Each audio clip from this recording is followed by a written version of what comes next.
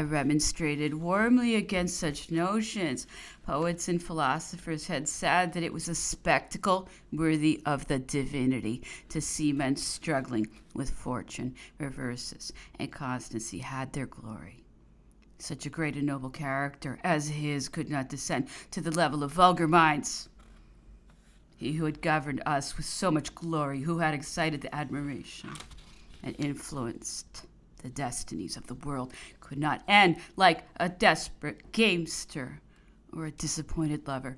What would then become of all those who looked up to and placed their hopes in him? Would he thus abandon the field to his enemies? The anxiety shown by the latter to drive him to it was surely sufficient to make him resist. Who besides could tell the secrets of time, or dare assert what the future would produce? What might not happen from the mere change of a ministry, the death of a prince, that of a confidant, the slightest passion, or the most trifling dispute? Some of these suggestions have their weight, said the emperor. But what can we do in that desolate place? Sire, I replied, we will live in the past.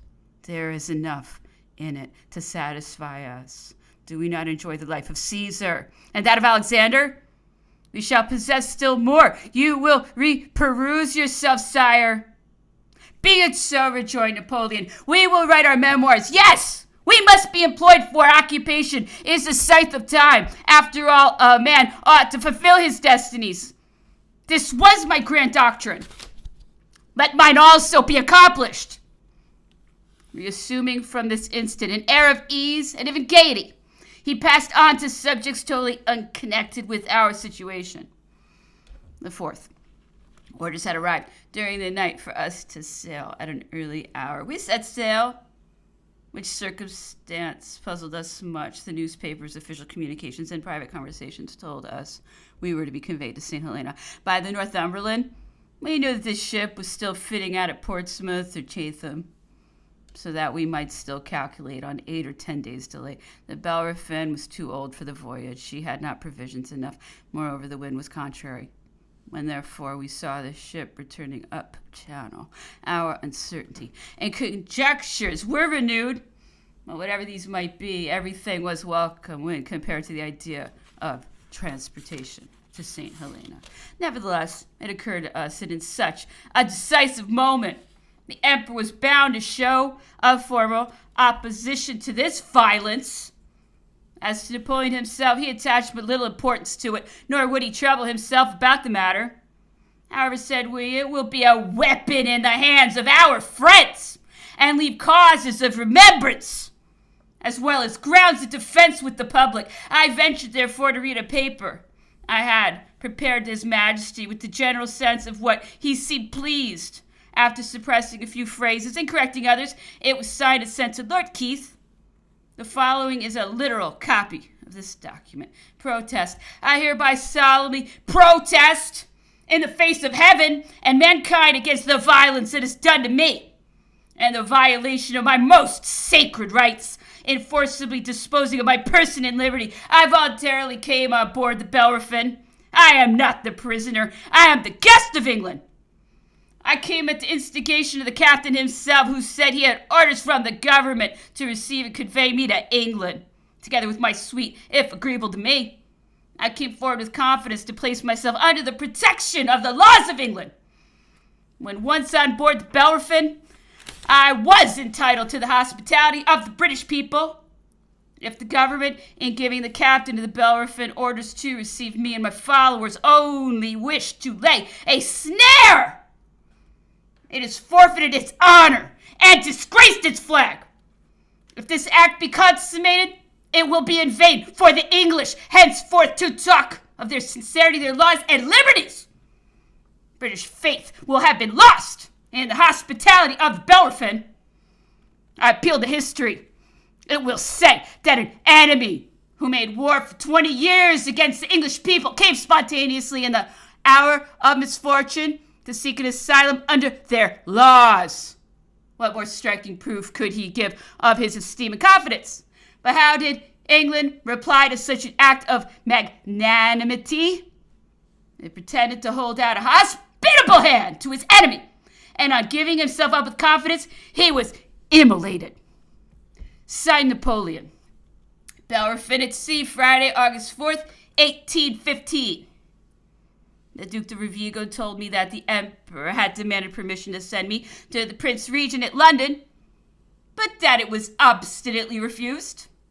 The sea was rough, and the wind blew with violence. Most of us were affected with seasickness, but what cannot the preoccupation of the mind affect over physical infirmities?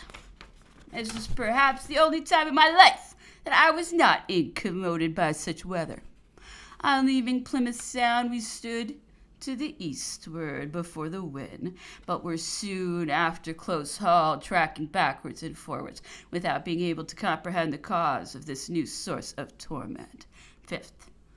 The whole of this day was passed in the same manner. While conversing with the Emperor in the evening, he gave me 2 proofs of confidence, but I cannot now confide them to paper. 6th.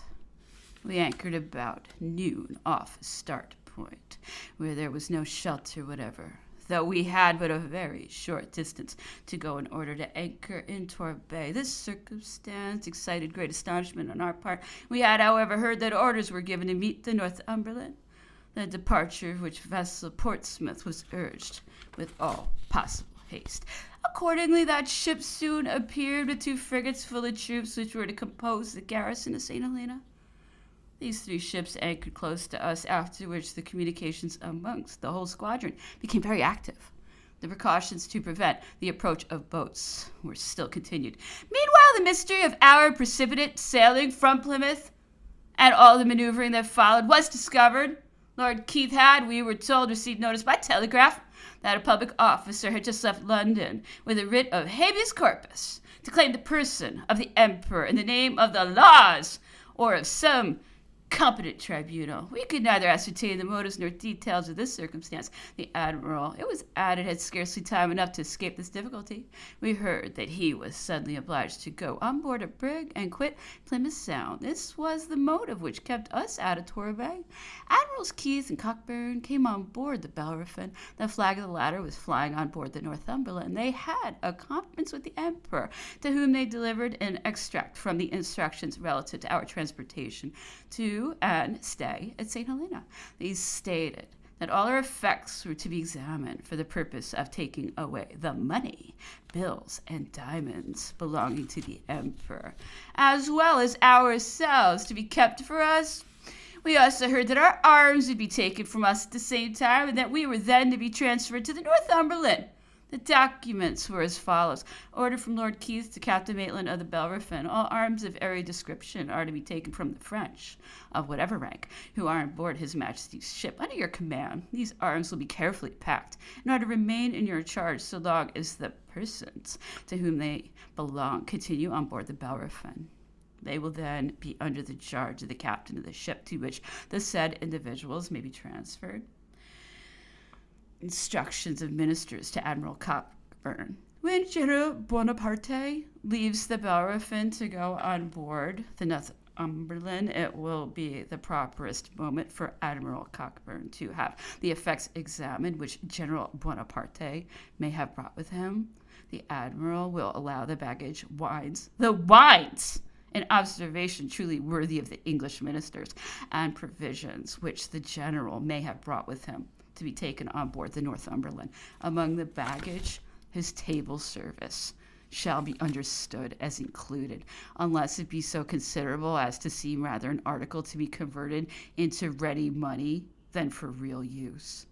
His money, his diamonds, and his saleable effects, consequently bills of exchange also, of whatever kind they may be, must be delivered up. The Admiral will declare to the General that the British government by no means intends to confiscate his property, but merely to take upon himself the administration of his effects, to hinder him from using them as a means to promote his escape. The examination shall be made in the presence of a person named by General Bonaparte. The inventory of the effects to be retained shall be signed by this person as well as by the Rear Admiral. or by the person whom he shall appoint to draw up the inventory, the interest or the principal according as his property is more or less considerable, shall be applied to his support. And in this respect, the principal arrangement is to be left to him. For this purpose, he can from time to time signify his wishes to the admiral till the arrival of the new governor of St. Helena, and afterwards to the latter. And if no objection is made to his proposal, the admiral or the governor can give the necessary orders, and the disbursement will be paid by bills on his majesty's treasury. In case of death, what foresight! He can dispose of his property by a last will, and may be assured that the contents of his testament shall be faithfully executed. As an attempt might be made to make part of his property pass for the property of the persons of his suite, it must be signified that the property of his attendants is subject to the same regulations. The admiral is not to take any person on board for St. Helena without the consent of such person, to whom he is previously to explain the necessity of being subjected to all the regulations which it may be thought proper to establish for securing the person of the general. It must be made known to the general that if he make any attempt to escape, he will expose himself to close imprisonment, and that any of his suite who may be discovered in endeavoring to facilitate his escape will incur the same punishment. Afterwards, the Act of Parliament made the latter offense death. All letters which shall be addressed to him or to any of his suite are to be delivered in the first place to the admiral or the governor, who is to read them previously to transmitting them. And the same regulation is to be observed with respect to the letters written by the general or those of his suite. The general is to be informed that the governor and the admiral have received positive orders to forward to his majesty's government any request or representation he may think proper to make. Nothing is left to their discretion on this point, but the paper on which such representation shall be written is to remain open in order that they may subjoin such observations as they may think expedient. It would not be easy to convey the intensity and nature of our feelings at this decisive moment in which outrage, violence, and injustice were accumulated on our heads. Constrained to reduce his suite to 3 persons, the emperor selected the Grand Marshal, M. de Montholon, and myself. Gourgaud, in despair at the idea of being left behind, entered into negotiation on the subject and succeeded. As the instructions only allowed Napoleon to take 3 officers, it was agreed that I should be considered purely in a civil capacity and to admit a 4th by the aid of this interpretation. 7th, the emperor addressed to Lord Keith a species of new protest against the violence done his person in forcibly removing him from the Bellerophon. I took it on board the Tonnant. Admiral Keith, a fine-looking old man of highly polished manners, received me with great politeness, but he carefully avoided touching on the subject of the protest, observing that he would give an answer in writing. This did not stop me. I stated the situation to Napoleon, who was very unwell, having his legs considerably swelled, and pointed out to his lordship how desirable it was for the emperor not to be sent off so suddenly. He replied that I had been a sailor and must therefore see the anchorage was unsafe, which was certainly true. I explained the emperor's repugnance to have his effects searched and tossed about, as proposed, assuring him that Napoleon would infinitely prefer seeing them thrown into the sea. The admiral answered that, as this was a positive order, he could not infringe on it. Finally, I demanded whether it was probable those appointed to search would go so far as to deprive the emperor of his sword. He said that it would be respected, but that Napoleon was the only person exempted, as all his followers would be disarmed. I assured him that I was already so, my sword having been taken from me before I left the Bellerophon. A secretary who was writing near us observed to Lord Keith in English that the orders stated that Napoleon himself was to be disarmed, upon which the admiral dryly replied, also in English, as well as I could comprehend, "Mind your own business, sir, and leave us to ours." Still continuing the conversation, I went over all that had occurred from the commencement. I had been the negotiator, I said, and ought therefore to feel most acutely, and had the greater right to be heard. Lord Keith listened to me with marked impatience. We were standing, and his frequent bows were evidently intended to make me retire. When I told him that Captain Maitland said he had been authorized to bring us to England without exciting a suspicion in our minds that we were to be prisoners of war, that the captain could not deny that we came on board voluntarily and in confidence, and that the letter of the Emperor to the Prince of Wales, which I had previously communicated to Captain Maitland, must necessarily have created tacit conditions, since he made no remarks on it. At length the admiral's ill humor and even anger broke forth, and he replied sharply that if such were the case, Captain Maitland must have been a fool, for his instructions contained nothing of the kind. And he was quite sure of this, for it was from himself that they had emanated. But, my lord, said I, permit me to observe in defense of Captain Maitland that your lordship speaks with a degree of severity for which you may become responsible for not only Captain Maitland, but Admiral Hotham and all the other officers whom we saw at the time conducted and expressed themselves in the same way towards us. Would it have been thus if their instructions had been so clear and positive? Saying this, I relieved the admiral of my presence. He made no attempt to prolong a subject which perhaps his lordship's conscience rendered somewhat painful to him. Admiral Cockburn, aided by an officer of the customs, examined the effects of the emperor. They seized 4,000 Napoleons and left 1,500 to pay the servants. This was all the emperor's treasure. They were assisted, or rather impeded in the operation, by Marchand, the valet de chambre of His Majesty. This appeared to mortify the admiral excessively. Though requested to attend, not one amongst us would lend his presence to or witness an act which we regarded as being at once mean and insulting. Meanwhile, the moment of quitting the Bellerophon arrived, the Grand Marshal had been some time closeted with the Emperor, during which we remained in the outer cabin. On the door being opened, the Duc de Rovigo, bursting into tears, threw himself at the feet of the Emperor, kissing his hands. The Emperor, still calm and collected, embraced the Duke and continued his way towards the accommodation ladder, graciously saluting all those who happened to be on the quarter-deck. The whole of our party, whom we left behind, were in a state of the deepest anguish. Nor could I help observing to Lord Keith, who stood near me at the time, "You see, my lord, that the only persons who shed tears are those who remain." We reached the Northumberland between 1 and 2 o'clock. The Emperor remained on deck, conversing familiarly and cheerfully with those of the English who approached him. Lord Lothair and a Mr. Littleton had a long conversation with him on politics and government. I heard nothing of what passed. The Emperor seemed desirous that we should leave him to himself. I employed this moment of leisure in writing a last adieu to my wife and friends. Indeed, I felt very unwell and much fatigued. At the moment of getting under way, a cutter that was plying round the ship to keep off the people ran down a boat full of spectators close to us. Fatality seems to have brought them from a great distance to become the victims of this accident. I understood that there were 2 women amongst those who perished. Thus were we at length under sail for St. Helena, 13 days after our arrival at Plymouth, and 40 from our quitting Paris. Those of the attendants whom Napoleon was not allowed to take with him were the last to quit the ship, bearing with them mingled proofs of satisfaction and regret.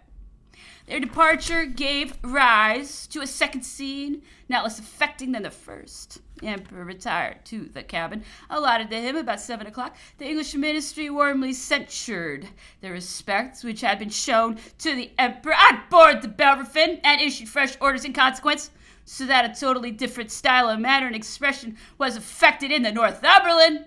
The crew seemed to betray a ridiculous anxiety to be covered before the Emperor. It had been strictly enjoined to give him no other title than that of general, and only to treat him as such. This was the ingenious contrivance, that happy conception engendered by the diplomacy of the English ministers, and the title they thought proper to confer on him, whom they had recognized as first consul, whom they so often styled head of the French government, with whom they treated as emperor at Paris, when Lord Lauderdale was employed to negotiate and perhaps even sign articles at Chatillon. Hence, In a moment of warmth, the emperor, in allusion to this regulation, observed, "They may call me whatever they choose, but they cannot prevent me from being myself." It was in fact no less whimsical than ridiculous to see the ministers of England attach such importance to giving only the title of general to one who had governed so large a portion of Europe and made 7 or 8 kings, of whom several still retain this title of his creation, who had been above 10 years emperor of the French and had been anointed as well as consecrated in that quality by the head of the church, one who could boast 2 or 3 elections of the French people to the sovereignty, who had been acknowledged as emperor by the whole of continental Europe, had treated as such with all the sovereigns, concluding every species of alliance both of blood and interest with them, so that he united in his person every title, civil, political, and religious, existing among men, and which by a singular, though real consequence, not one of the reigning princes of Europe could have shown, accumulated in an equal degree on the chief and founder of his dynasty. Nevertheless, his majesty, who intended, had he landed in England, to assume the name and title of Colonel de Rock or Muro, no longer thought of it now that his legitimate titles were obstinately disputed. 8th through the 9th, the ship was in the greatest confusion and seemed to be quite encumbered with men as well as stores and luggage. We sailed in so great a hurry that there was scarcely anything on board in its place, so that the whole crew was now occupied in restoring order and preparing for the voyage. The following particulars will afford some idea of that part of the ship occupied by the emperor's suite. The space abaft the mizzen mast contained 2 public and 2 private cabins. The first was a dining room about 10 feet broad and extending the whole width of the ship, lighted by a porthole at each end and a skylight above. The drawing room was composed of all the remaining space, diminished by 2 symmetrical cabins on the right and left, each having an entry from the dining room, mess room, and another from the drawing room. The emperor occupied that on the left, in which his camp bedstead had been put up. That on the right was appropriated to the admiral.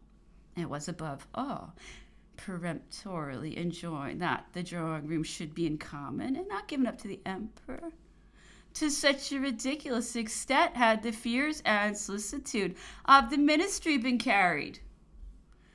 The form of the dining table resembled that of the mess room. The emperor sat with his back to the drawing room and after cabin, and looking towards the head of the ship. On his left sat Madame Bertrand, and on his right the admiral.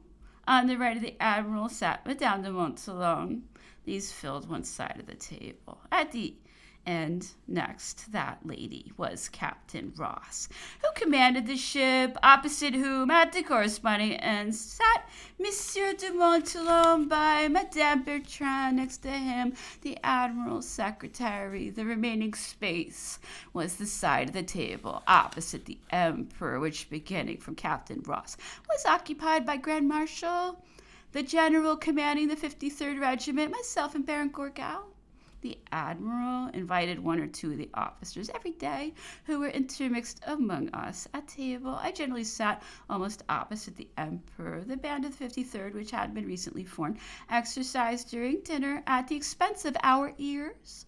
We had 2 courses, but there was a want of provisions. Our tastes were besides very different from those of our hosts. It is true they did their utmost, but after all, it would not do to be difficult. I was lodged with my son on the starboard side, even with the mainmast in a small cabin enclosed with canvases and having a gun in it. We made as much sail as the wind would permit to get out of the channel, and stood along the coast of England, communicating with all the ports in order to procure additional supplies of sea stock and complete the stores of the ship. A large quantity of articles was brought to us from Plymouth, off which port we were joined by several other vessels, as well as from Falmouth. The 10th.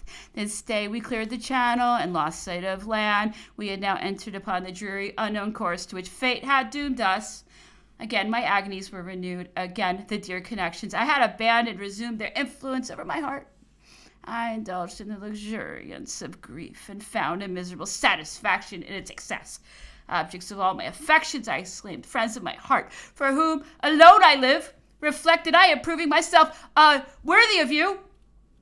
Let that thought support you also, and forget me not. Meanwhile, we advanced in our course, and were soon to be out of Europe. Thus, in less than 6 weeks, had the emperor abdicated his throne and placed himself in the hands of the English, who were now hurrying him to a barren rock in the midst of a vast ocean. This is certainly no ordinary instance of the chances of fortune, and no common trial of the firmness of the mind. Yet will posterity be better able to judge of these 3 leading circumstances than we of the present day. They will have to pronounce on a clear horizon, whereas we are enveloped in clouds. Scarcely had Napoleon descended from his throne when those who witnessed the misfortunes of the nation which followed regarded his sacrifice as a capital error. When they heard of his being a prisoner at Plymouth, they censured his magnanimity. There was not a single incident, even his suffering himself to be sent to St. Helena, which they did not make a subject of reproach. But such is the tendency of vulgar minds, never judging except on what they see at the moment. It is, however, impossible to judge of one resolution without considering not only the evils which unavoidably attend it, but those which a contrary determination might have produced. By abdicating, Napoleon rallied all the friends of their country round one point, that of its safety. He left France demanding, before all nations, nothing but the sacred rights of national independence. He took from the Allies every pretext to ravage and dismember our territory. He destroyed all idea of his personal ambition, terminating his career as a martyr of a cause of which he had been the hero. If all the advantages which might have been derived from his genius and talents as a citizen were not obtained, it is to be imputed to the weakness and treachery of the transitory government by which he was succeeded. When he arrived at Rochefort and the commander of the frigates refused to sail, ought he to have abandoned the fruits of his abdication? Should he have returned to the interior and placed himself at the head of mere bands when he had renounced armies? Or ought he to have desperately encouraged the civil war, which would lead to no beneficial result, but only to serve to ruin the remaining pillars, the future hope of the country? In this state of affairs, he formed a most magnanimous resolution, worthy of his life, and a complete refutation of the calumnies that for 20 years have been so ridiculously accumulated on his head. But what will history say of those ministers of a liberal nation, the guardians and depositaries of popular rights, ever ardent in encouraging a Coriolanus, having only chains for a Camillus? As to the reproach of suffering himself to be transported to St. Helena, it would be disgrace to answer such a charge. To contend with an adversary in the cabin of a ship, kill someone with his own hand, or attempt to set fire to the powder magazine would have been at best the act of a buccaneer. Dignity and misfortune, submission to necessity, have their glory. It is that which becomes great men, overwhelmed by adversity.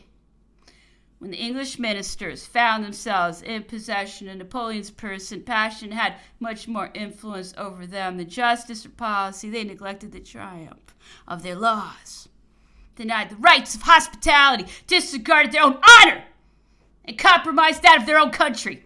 They determined to exile their guest in the midst of the ocean, to keep him prisoner on a rock 2,000 leagues from Europe and far from all communication with mankind. It seemed that they wished to trust to the anguish of exile, the fatigues of a long voyage, privations of every kind, and the corroding influence of a burning climate for effecting that which they feared to perform themselves.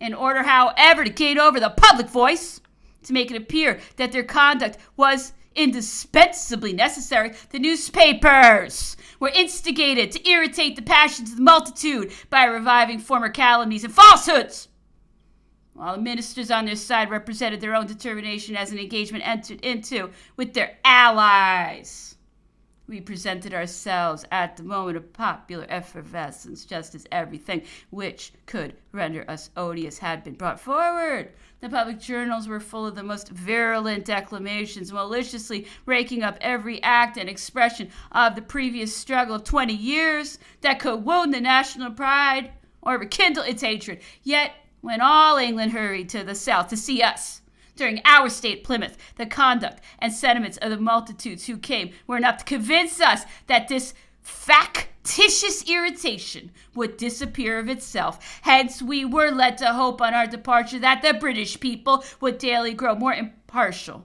in a cause to which they were no longer parties, and that the current of public opinion would eventually turn against the ministers, and that we had thus ensured them formidable attacks and a terrible responsibility for a future day.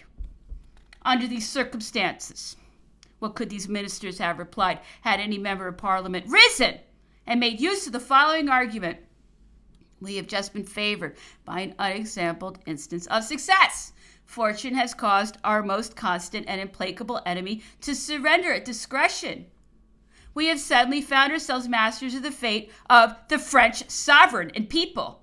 It was in our power to dispose of the future, or at least to enchain its unfavorable chances for a long period. Have our ministers profited by so many advantages? Have they ensured our interests happiness and glory?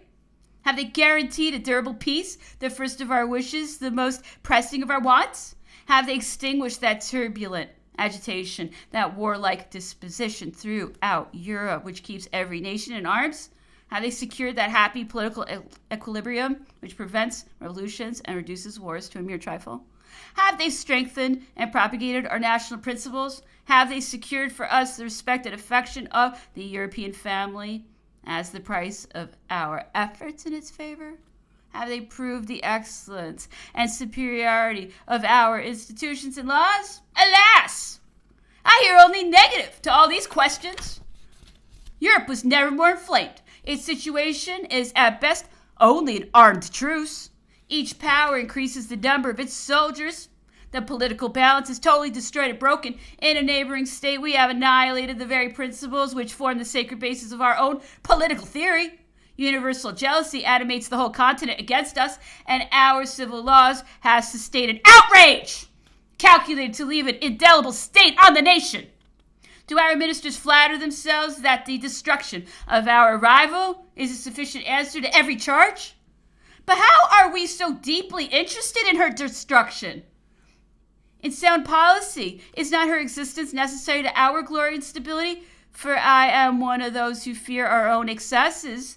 Should we remain uncontrolled in the midst of prosperity, what do I say? This very rival may be essentially necessary to us, either as an ally or counterpoise. It would be the height of folly to imagine that the great struggle being over, the continental states will not again give way to their natural jealousy of our maritime power, so prejudicial to their interests. In sincerely uniting themselves to us, they merely warded off the most pressing danger.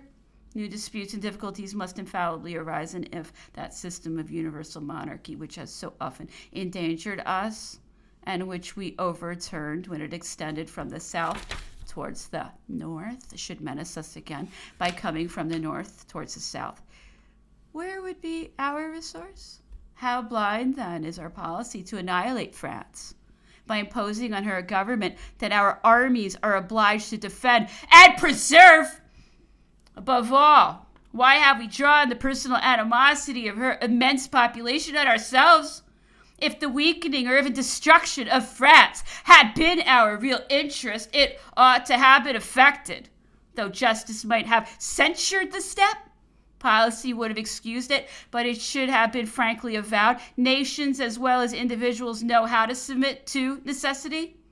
When the vanquished are plainly told that the rights of victory are exercised over them, their pride is soothed by reflecting on the vicissitudes of fortune.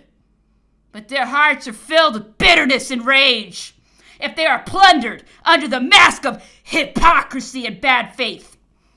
This is to add outrage to violence. Why therefore say that you only seek the happiness of France, while you load her with contributions? Why pretend to have no other object in view but her deliverance from tyranny, and yet inflict intolerable sufferings on her? Why profess to have only made war against a single man, and yet trample on the whole nation? Why seize her fortresses and strip her of the trophies of her victories? Not because she had been vanquished in her turn, which would have been natural and just, but under the pretense that these possessions were only the result of robbery and plunder. Why so much contradiction between words and actions? Because the real object of these proceedings is one which those who aim at it dare not avow. Because the doctrine which guides them is too unpopular to be acknowledged. Because they endeavor to serve a party in Europe rather than eternal principles. Far be it from me to make any personal application. I wish to avoid passion and prejudice. I consider no other interest at this moment but that of my country. May our ministers entertain the same sentiments. But how came they to place England amongst or at the head of powers who have shamelessly and in the face of Europe violated the sacred rights of national independence? How could they dare to sanction such doctrines? In their stay at the Congress of Vienna, did they intoxicate themselves over the cup of the old continental doctrines?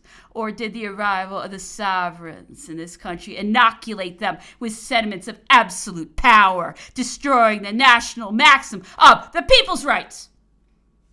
What can have led to overturn the solemn choice of a nation? Napoleon on his return had consecrated the very same public institutions and fundamental laws which we ourselves boast. All his strength and popularity arose from these acts. Had he afterwards infringed on them, both would have been lost. He was too wise and too strong to be suspected of such a design. The institutions of both nations would therefore have corresponded with each other, in spite of all obstacles. Perhaps this might have been the prelude to a new and unknown system, when the people of two countries which had till now only felt repugnance and hatred against each other might have thenceforth formed a natural union with common and inseparable interests. Instead of this, narrow and unjust views have thrown us into a position altogether forced and unnatural. Great Britain appears to stand in direct opposition to her manners, religion, constitution, and laws. We, a free people, impose chains on our neighbors. We, a sovereign people, must destroy the sovereignty of the people next to us. We, the guardians of liberal ideas, employ our armies to extinguish those very ideas. We, the protectors and head of the Protestant faith, permit the massacre of our brethren in France and in sight of our national banners. Let not the ministers take credit to themselves for maintaining by this system a large army on the continent, which will cost us nothing. I dread such an advantage much more than some reverses. In a foreign land, our soldiers will become foreigners. They will at last have no other country than the field of battle. The manners and principles of our youth will become corrupted amidst the principle and manners of other nations.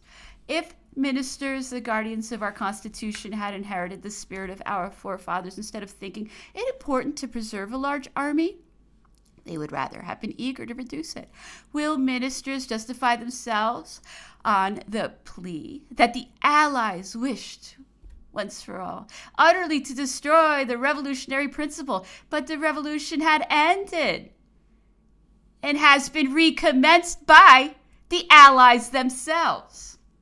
The sovereigns, by insisting on prerogatives and favoring the aristocratical faction to excess, have again awakened the jealousy and aroused the passions of the people. Europe will soon be divided throughout into the two extreme parties of Marius and Sylla. The cause of kings and their courts had been gained. They have hazarded it once more. Whither may not this lead to us?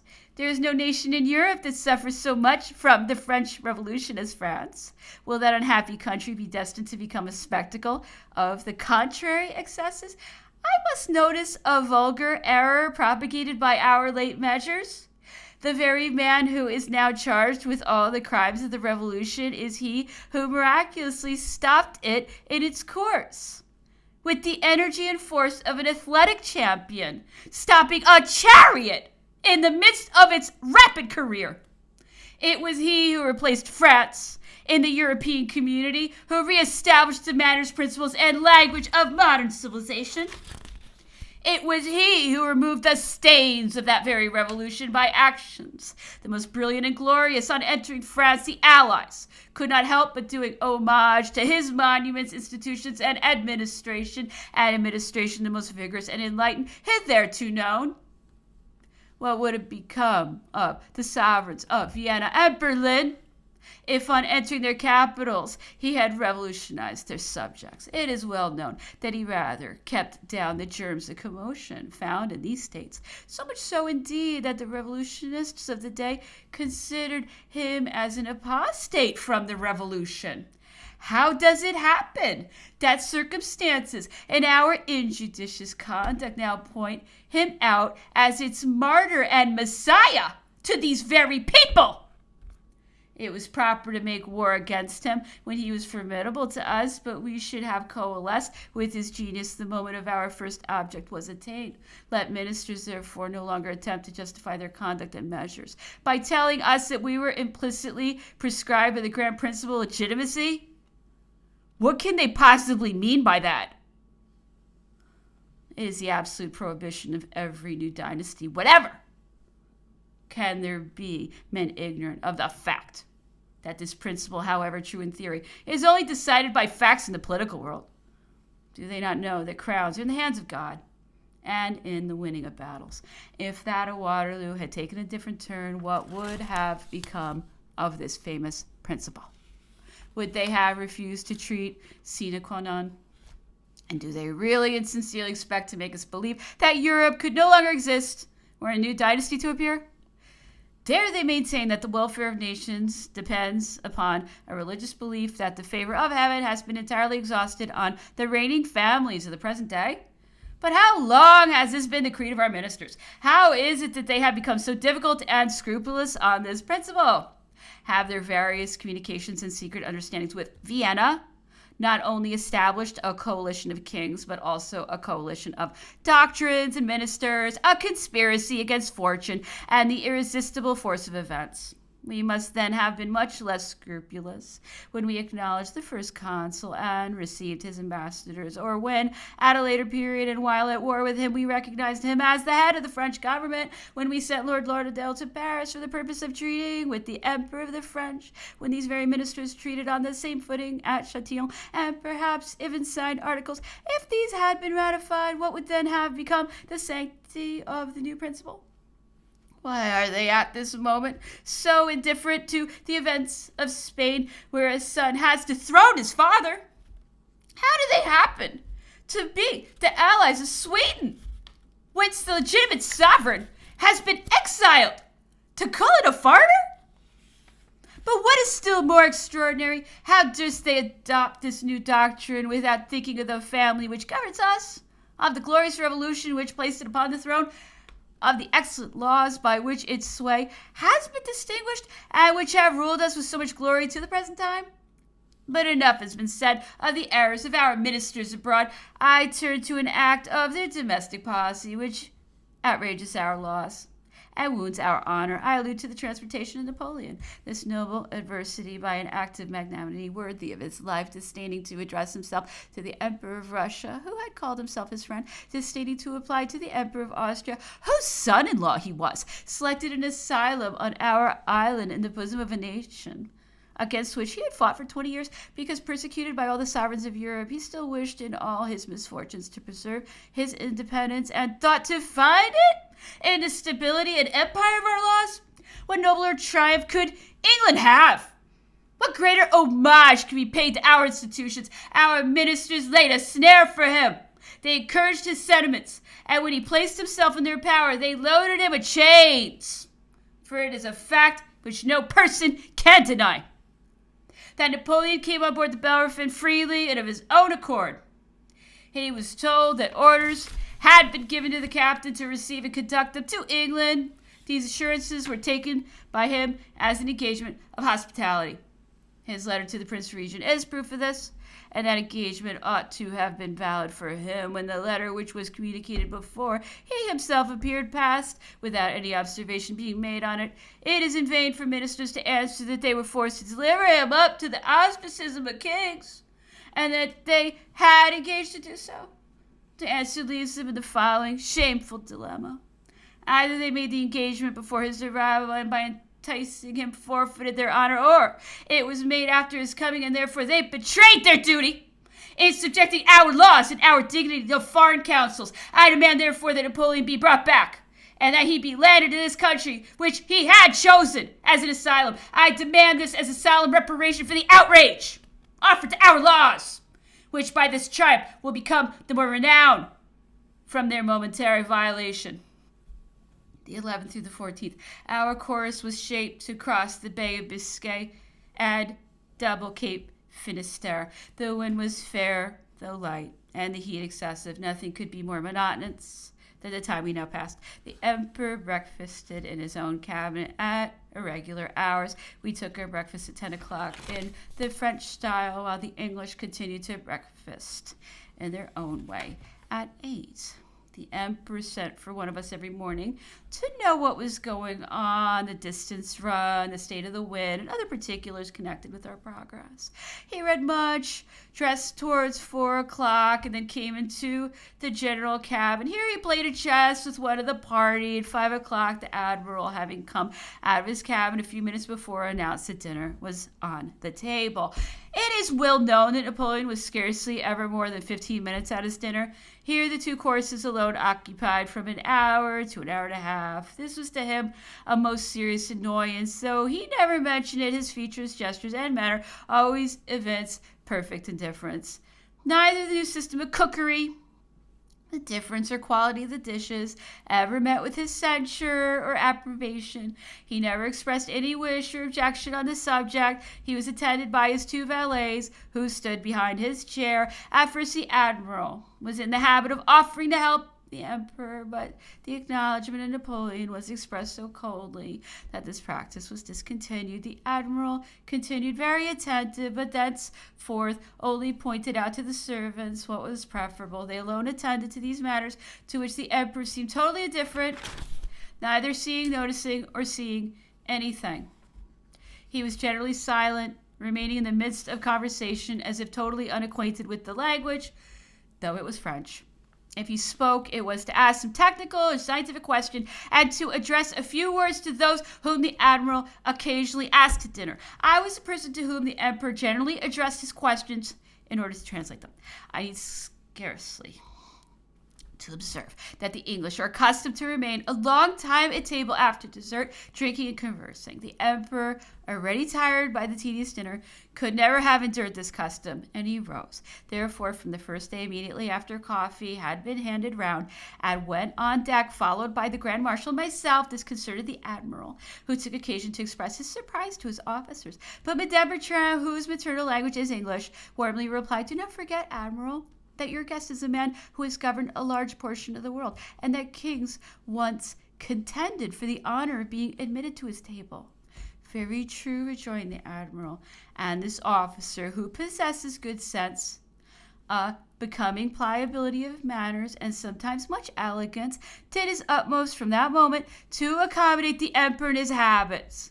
He shortened the time of sitting at table, ordering coffee for Napoleon and those who accompanied him, even before the rest of the company had finished their dinner. The moment Napoleon had taken his coffee, he left the cabin, upon which everybody rose till he had quitted the room, and then continued to take their wine for another hour. The Emperor remained walking on deck till dark, attended by the Grand Marshal and myself. This became a regular practice, and was seldom omitted. On returning to the after cabin, he sat down to play 21 with us, and generally retired in about half an hour. The 15th, we asked permission to be admitted into the Emperor's presence this morning, and all entered his cabin at the same time. He was not aware of the cause of this visit. It was his birthday, which seemed to have altogether escaped his recollection. We had been in the habit of seeing him on that anniversary, on a much larger stage, and in the midst of his power, but never were our vows more sincere, or our hearts more full of attachment than on the present occasion. The days now exactly resembled each other. At night we constantly played at 21. The admiral and some of his officers being occasionally of the party. The emperor used to retire after losing, according to custom, his 10 or 12 Napoleons. This happened to him daily because he would persist in leaving his stake on the table until it had produced a considerable number. Today he had gained from 80 to 100. The admiral dealt the cards. The emperor still wished to leave his winnings in order to see how far he could reach, but thought he could perceive it would be as agreeable to the admiral if he stopped where he was. The emperor had won 16 times and might have won more than 60,000 Napoleons, while all present were expatiating on his being thus singularly favored by fortune. An English officer observed that it was the anniversary of his birthday, the 16th through 21st. We doubled Cape Finisterre on the 16th, passed Cape St. Vincent on the 18th, and were opposite the Straits of Gibraltar next day, continuing our course along the coast of Africa towards Madeira. Nothing worthy of remark occurred, there being a perfect uniformity in our habits and mode of passing the time. If there was any difference, it could only arise from the subject of our conversation.